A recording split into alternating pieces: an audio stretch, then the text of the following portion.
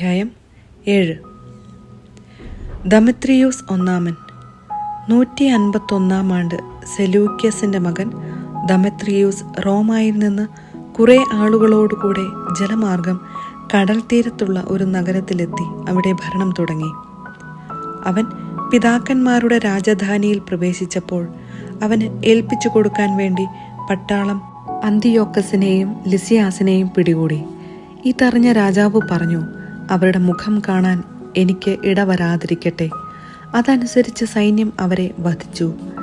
ദമിത്രിയൂസ് സിംഹാസനാരൂഢനായി. ഇസ്രായേലിലെ നിയമനിഷേധകരും അധർമ്മികളുമായ എല്ലാവരും അവനോട് ചേർന്നു. പ്രധാന പുരോഹിതനാകാൻ മോഹിച്ച അൽക്കിമൂസ് ആയിരുന്നു അവരുടെ നേതാവ്. അവർ ജനങ്ങൾക്കെതിരെ രാജസന്നിധിയിൽ ഇപ്രകാരം കുറ്റാരോപണം നടത്തി: യൂദാസും സഹോദരന്മാരും കൂടി അങ്ങയുടെ മിത്രങ്ങളെ നശിപ്പിക്കുകയും ദേശത്തുനിന്ന് ഞങ്ങളെ തുരത്തുകയും ചെയ്തിരിക്കുന്നു.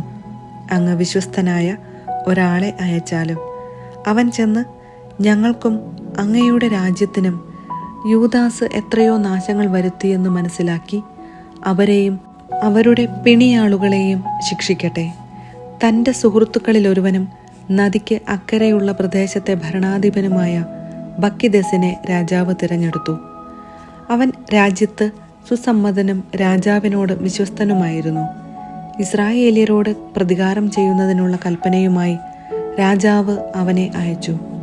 അധർമ്മിയായ അൽക്കിമൂസിനെ മഹാപുരോഹിതനായി നിയമിച്ച് അവനെയും കൂട്ടത്തിൽ വിട്ടു. അവർ വലിയൊരു സൈന്യവുമായി യൂദാദേശത്തെത്തി. യൂദാസിനോടും സഹോദരന്മാരോടും സഖ്യം ചെയ്യാമെന്ന വ്യാജ സന്ദേശവുമായി ബക്കിദസ് ദൂതന്മാരെ അയച്ചു. എന്നാൽ അവരുടെ വാക്കുകൾക്ക് യൂദാസും കൂട്ടരും ഒരു വിലയും കൽപ്പിച്ചില്ല. കാരണം വലിയ ഒരു സൈന്യത്തോടു കൂടിയാണ് ബക്കിദസ് വന്നിരിക്കുന്നതെന്ന് അവർ മനസ്സിലാക്കിയിരുന്നു. ന്യായമായ വ്യവസ്ഥകൾ അഭ്യർത്ഥിച്ചുകൊണ്ട് ഒരു സംഘം നിയമജ്ഞർ അൽക്കിമൂസിൻ്റെയും ബക്കിദസിൻ്റെയും അടുത്തു ചെന്നു. ഇസ്രായേലിയരിൽ ഹസിദേയരാണ് സമാധാനാഭ്യർത്ഥനയുമായി ആദ്യം ചെന്നത്. അവർ പറഞ്ഞു, അഹറോന്റെ വംശപരമ്പരയിൽപ്പെട്ട ഒരു പുരോഹിതനാണല്ലോ സൈന്യവുമായി വന്നിരിക്കുന്നത്. അവൻ നമ്മെ ദ്രോഹിക്കുകയില്ല. അൽക്കിമൂസ് സമാധാനപ്രിയനായി അവരോട് സംസാരിച്ചു. നിങ്ങളെയോ നിങ്ങളുടെ സ്നേഹിതന്മാരെയോ ഞങ്ങൾ ഒരിക്കലും ഉപദ്രവിക്കുകയില്ല എന്ന് അവൻ അവരോട് ശപഥം ചെയ്തു. അവർ അവനെ വിശ്വസിച്ചു. പക്ഷേ അവൻ ഒറ്റ ദിവസം കൊണ്ട് അവരിൽ 60 പേരെ പിടിച്ച് കൊന്നുകളഞ്ഞു. അങ്ങയുടെ വിശുദ്ധരുടെ ശരീരങ്ങൾ അവർ ജെറുസലേമിന് ചുറ്റും ചിതറിച്ചു. അവരുടെ രക്തം അവിടെയെല്ലാം ചൊരിഞ്ഞു. അവരെ സംസ്കരിക്കാൻ ആരുമുണ്ടായിരുന്നില്ല എന്ന് എഴുതപ്പെട്ടിരുന്ന വചനം അനുസരിച്ചു തന്നെ. അവരെക്കുറിച്ചുള്ള ഭയവും സംഭ്രാന്തിയും ജനത്തിനിടയിൽ വ്യാപിച്ചു. അവർ പറഞ്ഞു, സത്യവും നീതിയും ഇല്ലാത്തവരാണ് ഇവർ. ശപഥം ചെയ്തുറപ്പിച്ച ഉടമ്പടി ഇവർ ലംഘിച്ചിരിക്കുന്നു. ഇതിനകം ബക്കിദസ് ജെറുസലേമിൽ നിന്ന് ബത്സയിത്തിൽ പോയി പാളയമടിച്ചു. തൻ്റെ പക്ഷം ചേർന്നവരിൽ വളരെ പേരെയും ജനങ്ങളിൽ ചിലരെയും അവൻ സൈന്യമയച്ചു പിടിച്ചു കൊന്ന് ഒരു വലിയ കുഴിയിലെറിഞ്ഞു. അവൻ രാജ്യം അൽക്കിമൂസിനെ ഏൽപ്പിച്ചു. സഹായത്തിന് ഒരു സേനയെയും നിർത്തി. ബക്കിദസ് രാജസന്നിധിയിലേക്ക് മടങ്ങി. അൽക്കിമൂസ് പ്രധാന പുരോഹിതനാകാൻ കിണഞ്ഞ് പരിശ്രമിച്ചു. ജനത്തെ അലട്ടിയിരുന്നവർ അവനോട് ചേർന്നു. യൂദാദേശം അവർ കീഴടക്കി. ഇസ്രായേലിന് കനത്ത നാശം വരുത്തുകയും ചെയ്തു. അൽക്കിമൂസും അനുയായികളും ഇസ്രായേൽക്കാരോട് ചെയ്ത ദ്രോഹങ്ങൾ യൂദാസ് കണ്ടു. അത് വിജാതീയർ ചെയ്തതിനേക്കാൾ അധികമായിരുന്നു. യൂദായിൽ ചുറ്റുമുള്ള പ്രദേശങ്ങളിലെല്ലാം സഞ്ചരിച്ച് കൂറുമാറിയ ആളുകളോട് യൂദാസ് പ്രതികാരം ചെയ്തു. നഗരവാസികൾ നാട്ടിൻ പുറത്തേക്ക് കടക്കാതെ പ്രതിരോധവും ഏർപ്പെടുത്തി. യൂദാസും കൂട്ടരും ശക്തിയാർജിച്ചു വരികയാണെന്നും അവരെ എതിരിടാൻ തനിക്ക് സാധ്യമല്ലെന്നും അൽക്കിമൂസ് മനസ്സിലാക്കി. അതിനാൽ അവൻ രാജാവിൻ്റെ അടുക്കലെത്തി അവർക്കെതിരെ ദുരാരോപണങ്ങൾ നടത്തി. നിക്കനോർ യൂദായിൽ. തന്മൂലം രാജാവ് യഹൂദരെ നശിപ്പിക്കാനുള്ള കൽപ്പനയുമായി തൻ്റെ പ്രഗത്ഭ സൈന്യാധിപന്മാരിൽ ഒരുവനും ഇസ്രായേലിൻ്റെ ബദ്ധശത്രുവുമായ നിക്കാനോറിനെ അയച്ചു. നിക്കാനോർ ഒരു വലിയ സൈന്യവുമായി ജെറുസലേമിൽ ചെന്നു. അവൻ യൂദാസിനും സഹോദരന്മാർക്കും വഞ്ചനാപരമായ ഈ സമാധാന സന്ദേശമയച്ചു: നമ്മൾ തമ്മിൽ യുദ്ധം ഉണ്ടാകാതിരിക്കട്ടെ. നിങ്ങളെ സൗഹാർദ്ദപൂർവം സന്ദർശിക്കാൻ കുറച്ചുപേരുമായി ഞാൻ വരാം. അവർ യൂദാസിന്റെ അടുത്തെത്തി. അവർ പരസ്പരം സമാധാനാശംസകൾ നേർന്നു. എന്നാൽ വൈരി യൂദാസിനെ പിടികൂടാൻ ഒരുങ്ങിയിരുന്നു. ചതിക്കണമെന്ന ഉദ്ദേശ്യത്തോടെയാണ് നിക്കാനോർ വന്നിരിക്കുന്നതെന്ന് യൂദാസ് ഗ്രഹിച്ചു. അവൻ ഭയപ്പെട്ട് നിക്കാനോറിനെ വീണ്ടും കാണാൻ വിസമ്മതിച്ചു.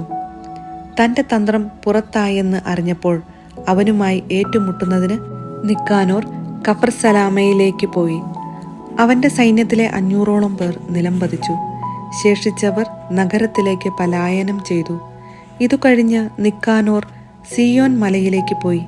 ദേവാലയത്തിൽ നിന്ന് ചില പുരോഹിതന്മാരും ജനപ്രമാണികളും അവനെ സൗഹാർദ്ദപൂർവം സ്വീകരിക്കാനും രാജാവിന് വേണ്ടി അർപ്പിക്കപ്പെട്ടുകൊണ്ടിരുന്ന ദഹനബലി കാണിക്കാനും വേണ്ടി പുറത്തേക്ക് വന്നു. എന്നാൽ അവൻ അവരെ പരിഹസിക്കുകയും നിന്ദിക്കുകയും ധിക്കാരപൂർവം ദുഷിച്ച് സംസാരിക്കുകയും ചെയ്തു. അവൻ രോഷാകുലനായി ശപഥം ചെയ്തു: ഇപ്രാവശ്യം യൂദാസും സൈന്യവും എൻ്റെ കയ്യിൽ ഏൽപ്പിക്കപ്പെടുന്നില്ലെങ്കിൽ ഞാൻ സുരക്ഷിതനായി മടങ്ങി വരുമ്പോൾ ഈ ആലയം അഗ്നിക്കിരയാക്കും. അനന്തരം അവൻ ക്രുദ്ധനായി ഇറങ്ങിപ്പോയി. ഇതു കേട്ട പുരോഹിതന്മാർ അകത്തേക്കു കയറി ബലിപീഠത്തിനും ശ്രീകോവിലിനും അഭിമുഖമായി നിന്ന് വിലപിച്ചുകൊണ്ട് പറഞ്ഞു: അങ്ങയുടെ നാമത്തിൽ അറിയപ്പെടാൻ ഈ ആലയത്തെ അങ്ങ് തിരഞ്ഞെടുത്തു. അങ്ങയുടെ ജനത്തിന് പ്രാർത്ഥിക്കാനും യാചിക്കാനുമുള്ള ആലയമായിട്ടു തന്നെ ഇവനോടും ഇവന്റെ സൈന്യത്തോടും പ്രതികാരം ചെയ്യുക. അവരെല്ലാവരും വാളിനിരയാകട്ടെ. അവരുടെ ദൈവദൂഷണങ്ങൾ അങ്ങ് ഓർക്കുക. അവർ ഇനി നിമിഷം നേരം ജീവിക്കാതിരിക്കട്ടെ. നിക്കാനോർ ജെറുസലേമിൽ നിന്ന് ബേത് ഹോറോണിലെത്തി പാളയമടിച്ചു. സിറിയൻ പട്ടാളം അവനോട് ചേർന്നു. യൂദാസ് 3000 സൈനികരോടുകൂടി അദാസായിലും പാളയമടിച്ചു. അവൻ പ്രാർത്ഥിച്ചു. ഒരിക്കൽ രാജദൂതന്മാർ ദൈവദൂഷണം പറഞ്ഞപ്പോൾ അവിടുത്തെ ദൂതൻ 185,000 അസീറിയക്കാരെ വധിച്ചുവല്ലോ. അതുപോലെ ഇന്ന് ഈ സൈന്യത്തെ ഞങ്ങളുടെ മുൻപിൽ വെച്ച് നശിപ്പിക്കുക. നിക്കാനോർ അവിടുത്തെ ആലയത്തിനെതിരായി ദൂഷണം പറഞ്ഞുവെന്ന് എല്ലാവരും അറിയട്ടെ. അവന്റെ ദുഷ്ടതയ്ക്കനുസൃതമായി അവനെ വിധിക്കണമേ. ആദാർ മാസം 13-ാം ദിവസം ഇരു സൈന്യവും ഏറ്റുമുട്ടി. നിക്കാനോറിന്റെ സൈന്യം പരാജയമടഞ്ഞു. അവൻ തന്നെയാണ് ആദ്യം നിലം പതിച്ചത്. നിക്കാനോർ കൊല്ലപ്പെട്ടതു കണ്ടപ്പോൾ സൈന്യം ആയുധങ്ങൾ ഉപേക്ഷിച്ച് ഓടിപ്പോയി. അദാസായിൽ നിന്ന് ഗസാറ വരെ ഒരു ദിവസത്തെ ദൂരം യഹൂദർ അവരെ പിന്തുടർന്നു. അപ്പോഴും യുദ്ധകാഹളം മുഴക്കിക്കൊണ്ടിരുന്നു. ചുറ്റുമുള്ള ഗ്രാമങ്ങളിൽ നിന്ന് ജനങ്ങൾ പുറത്തു വന്ന് ഓടിപ്പോയ ശത്രുക്കളെ തടഞ്ഞ് അവരെ അനുധാവനം ചെയ്തിരുന്നവരുടെ നേരെ തിരിച്ചോടിച്ചു. അങ്ങനെ അവരെല്ലാവരും വാളിനിരയായി. ഒരുവൻ പോലും ശേഷിച്ചില്ല. യഹൂദർ അവരെ കൊള്ളയടിച്ചു. നിക്കാനോറിന്റെ ശിരസും അവൻ ധിക്കാരപൂർവം നീട്ടിയ വലത്തു കൈയും ഛേദിച്ച് ജെറുസലേമിന് തൊട്ടു വെളിയിൽ കൊണ്ടുവന്ന് പ്രദർശനത്തിനു വെച്ചു. ജനങ്ങൾ ആനന്ദതുന്തിലരായി. ആ ദിവസം അവർ ആഹ്ലാദപൂർവം കൊണ്ടാടി. ആണ്ടുതോറും ആദാർ മാസം 13-ാം ദിവസം ഇതിൻ്റെ ഓർമ്മ ദിനമായി ആഘോഷിക്കണമെന്ന് അവർ നിശ്ചയിച്ചു. അങ്ങനെ യൂദാ ദേശത്ത് കുറേ കാലത്തേക്ക് സ്വസ്ഥത കൈവന്നു.